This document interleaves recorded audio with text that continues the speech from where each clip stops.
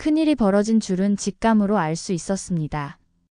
2025년 4월 4일 밤 10시 22분 뉴욕 본사 편집부의 뉴스 시스템이 갑자기 붉은색으로 물들었습니다. Breaking South Korean President Impeached. 속보, 한국 대통령 탄핵. 알림창은 그 한 줄로 시작됐지만 그 안에 담긴 함의는 결코 단순하지 않았습니다. 지금부터 그날의 이야기를 들려드리겠습니다. 잠깐 이 채널의 구독과 좋아요 버튼 한 번만 눌러주시면 영상 제작에 큰 힘이 됩니다. 저는 AP통신 뉴욕 본사에서 온라인 뉴스 부문 선임 기자로 일하고 있습니다. 수많은 국제 뉴스를 쏟아내는 이곳에서 한국발 속보가 이렇게까지 큰 충격을 주는 일은 흔치 않았습니다. 특히나 탄핵이라는 단어는 그 자체로 민주주의 시스템의 극한을 뜻하니까요. 그날 저는 야근 당직이었습니다. 모니터에 뜨는 속보를 다듬고 즉시 헤드라인을 뽑아야 했습니다. 하지만 한국 대통령 탄핵이라는 헤드라인을 쓰는 제 손은 이상하리만치 느렸습니다. 왜일까요? 단순한 정치 사건이라고 보기엔 어딘가 익숙한 기시감이 마음을 흔들고 있었기 때문입니다. 마치 우리가 오래전에 잊어버린 그러나 지금 다시 배워야 할 무언가가 거기 있다는 느낌이었습니다. 서둘러 포털과 소셜미디어를 동시에 열었습니다. 특히 유튜브에서는 실시간 라이브와 반응 영상이 폭발적으로 올라오고 있었지요. 그중 하나의 영상이 제 눈을 끌었습니다. 제목은 대한민국 민주주의 다시 세계를 놀라게 하다. 영상을 클릭한 순간 채팅창과 댓글란에는 한국어와 영어 그리고 각국 언어가 어지럽게 얽혀 있었습니다. 이게 진짜야? 또 탄핵? 그게 민주주의야? 한국은 대체 어떤 나라길래? 그리고 그 사이로 한 한국인이 남긴 댓글이 화면에 오래도록 머물렀습니다. 우리는 또 해냈습니다. 광화문의 촛불은 아직 꺼지지 않았습니다. 그 짧은 문장 하나에 저는 묘한 울림을 느꼈습니다. 한국인들은 이번 일마저 하나의 완성된 과정처럼 담담히 받아들이고 있었던 겁니다. 댓글창은 곧 격렬한 토론의 장으로 변했습니다. 특히 미국인 유저와 한국인 유저 간의 대화가 치열하게 이어졌지요. 처음엔 대부분의 미국 네티즌들이 이해하지 못하는 분위기였습니다. 정권이 자꾸 바뀌면 나라가 불안해지는 거 아냐? 이 정도면 한국 정치는 실패한 거지. 그러자 어떤 한국인이 길게 댓글을 달았습니다. 우리는 대통령을 바꾸는 것이 두렵지 않습니다. 오히려 제도가 살아있음을 보여주는 과정입니다. 우리 헌법은 국민이 주권자임을 분명히 하고 있고 그 주권자들이 질서 있게 폭력 없이 목소리를 냅니다. 그게 촛불이고 그게 한국식 민주주의입니다.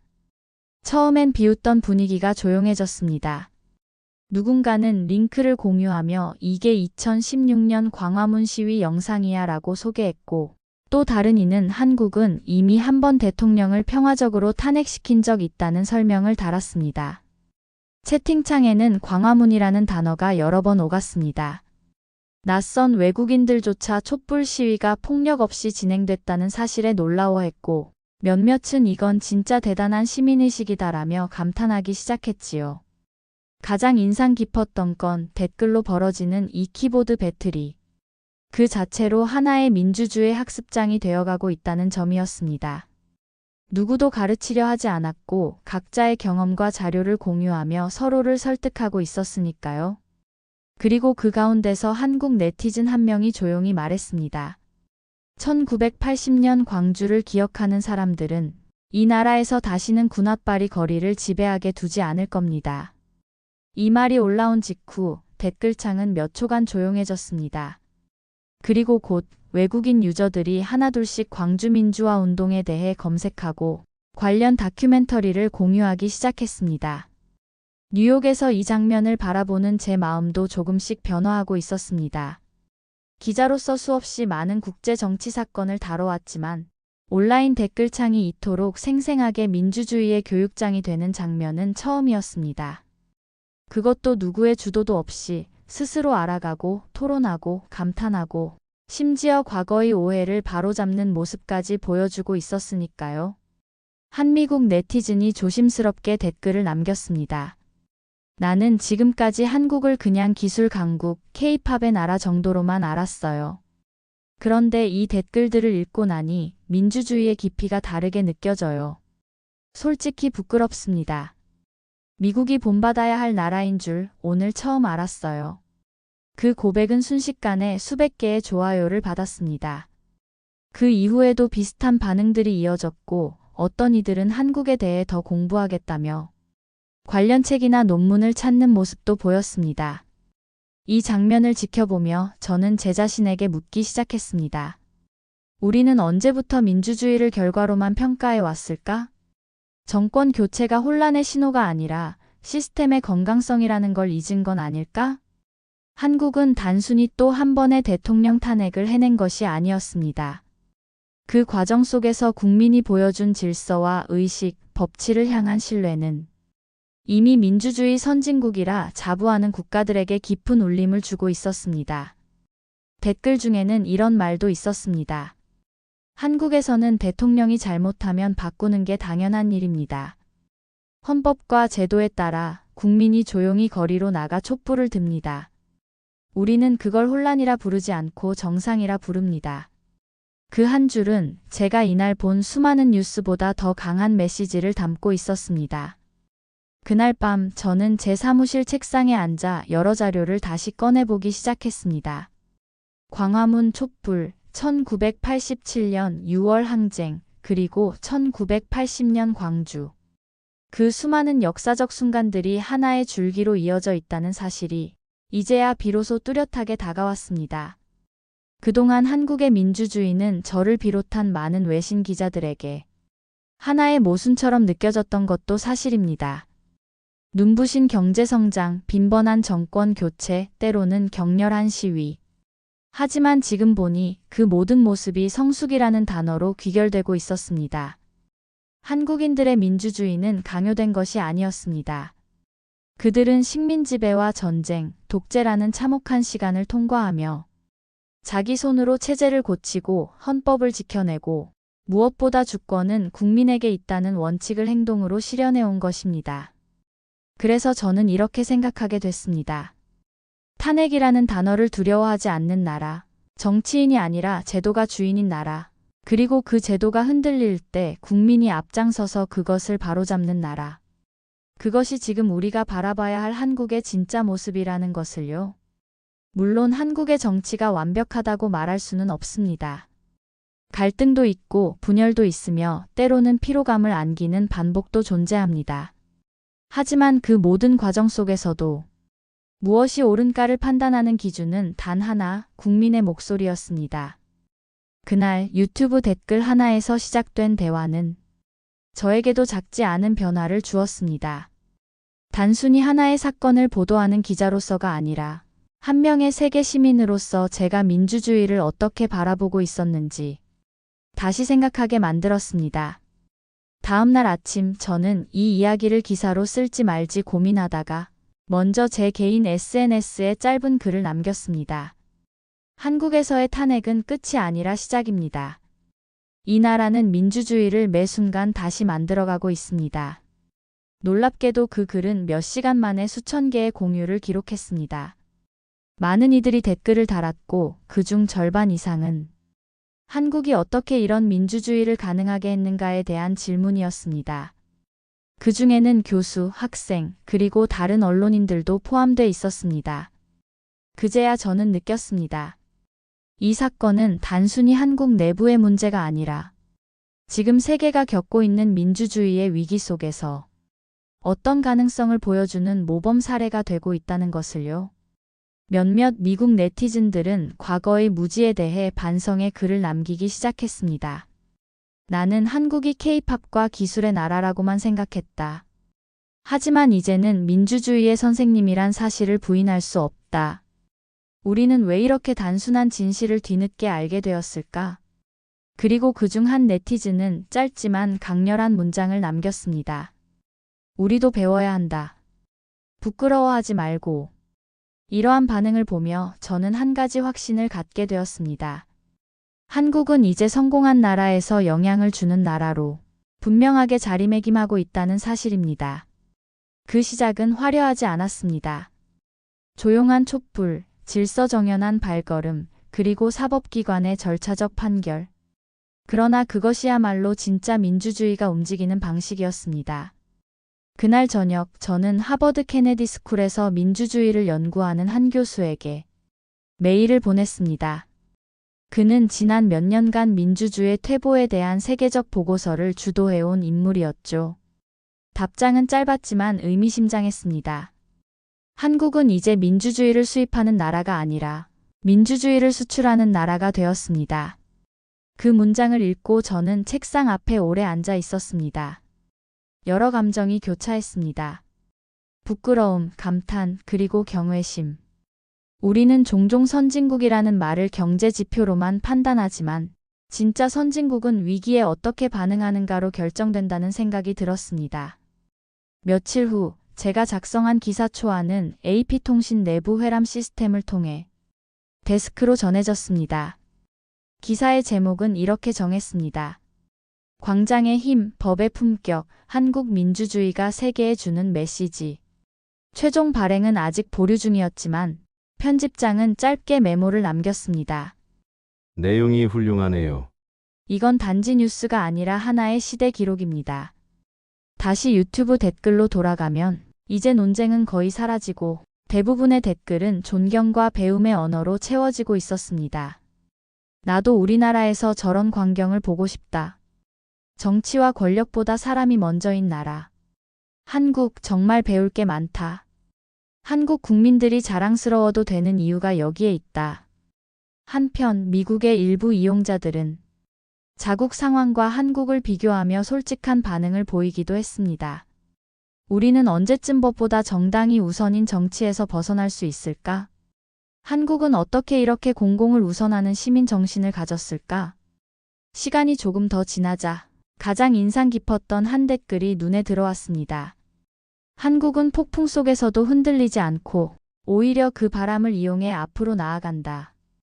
이 문장을 읽는 순간 저는 이 모든 상황이 단순한 국가 간 비교를 넘어 인류 전체가 겪는 민주주의의 불확실성 속에서 한국이 어떤 나침반 역할을 하고 있다는 확신을 갖게 되었습니다.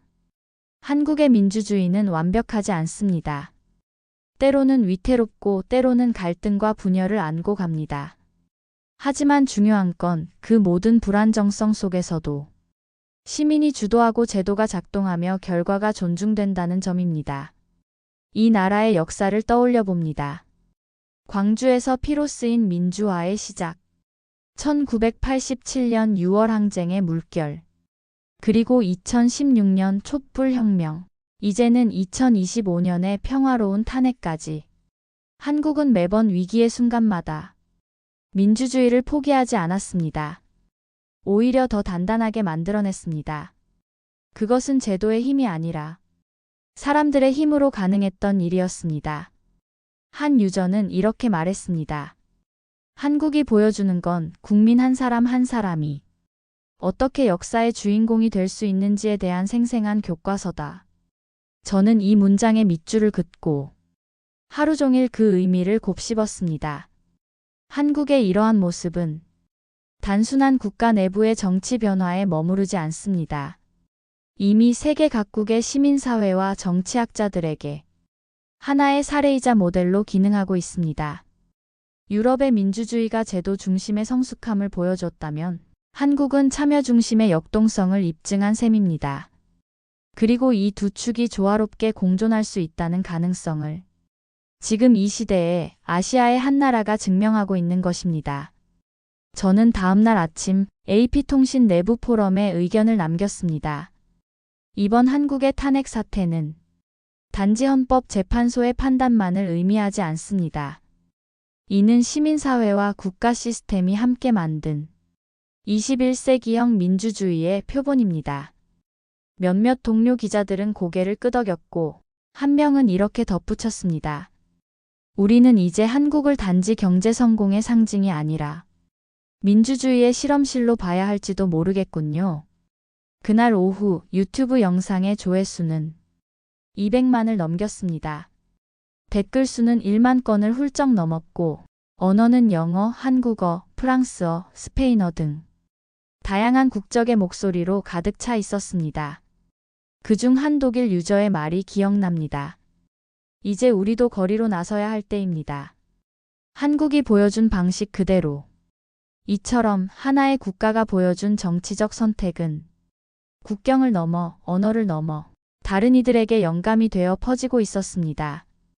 그 흐름을 조용히 바라보며 저는 문득 이런 생각이 들었습니다. 이제 민주주의는 더 이상 서구의 전유물이 아니다. 한국은 분명 민주주의의 후발주자였습니다. 군사정권과 독재, 탄압과 검열을 겪은 나라. 하지만 그 고통의 시간을 견디고 견뎌 이제는 누군가의 미래를 밝히는 등불이 되고 있습니다. 그건 숫자로 환산되지 않는 사람의 이야기이자 사람의 의지였습니다.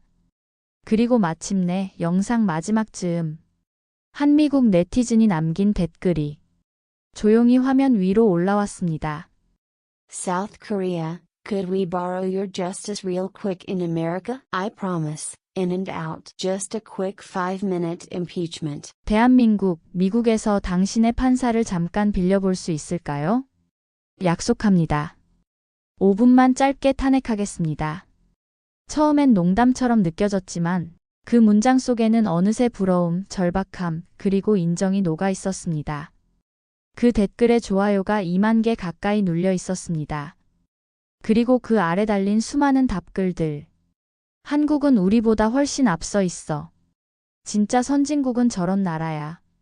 우리가 배워야 할 모델은 따로 있었구나. 그 댓글을 읽으며 저는 긴 호흡을 들이켰습니다. 기자로서 수많은 사건과 분쟁, 갈등과 선동을 목격해왔지만 이처럼 댓글창에서 진심 어린 변화와 감동을 느낀 건 처음이었습니다. 누군가는 화면 너머에서 과거를 반성하고 누군가는 현재를 이해하며 또 누군가는 미래를 그리기 시작하고 있었습니다. 그 모든 변화를 이끌어낸 것은 다름 아닌 한국이라는 나라의 시민들이었습니다. 불과 한 세대 전까지만 해도 세계의 도움을 받아야 했던 나라. 그러나 이제는 세계가 귀를 기울이고 배우려는 나라로 바뀐 것입니다. 그날 밤 저는 다시 기사 제목을 수정했습니다. 처음엔 단순히 한국 또다시 탄핵 사태 혼란 속 민주주의 시험대 라는 제목이었지만 이제는 확신을 가지고 이렇게 썼습니다. 한국 민주주의의 진화를 증명하다. 세계를 움직이는 새로운 영감의 아이콘. 마침내 저는 이 문장을 마지막으로 원고를 마무리했습니다. 한국은 더 이상 따라가는 나라가 아닙니다. 한국은 이제 민주주의를 이끄는 나라입니다. 대한민국은 정말 대단한 나라입니다. 오늘 이야기는 어떠셨나요? 마음에 드셨다면 좋아요 버튼 한 번만 눌러주세요. 단 1초면 되지만 그 한 번의 클릭이 더 좋은 콘텐츠를 만드는 데 큰 힘이 됩니다. 긴 영상 끝까지 시청해 주셔서 감사합니다. 오늘도 행복한 하루 보내세요.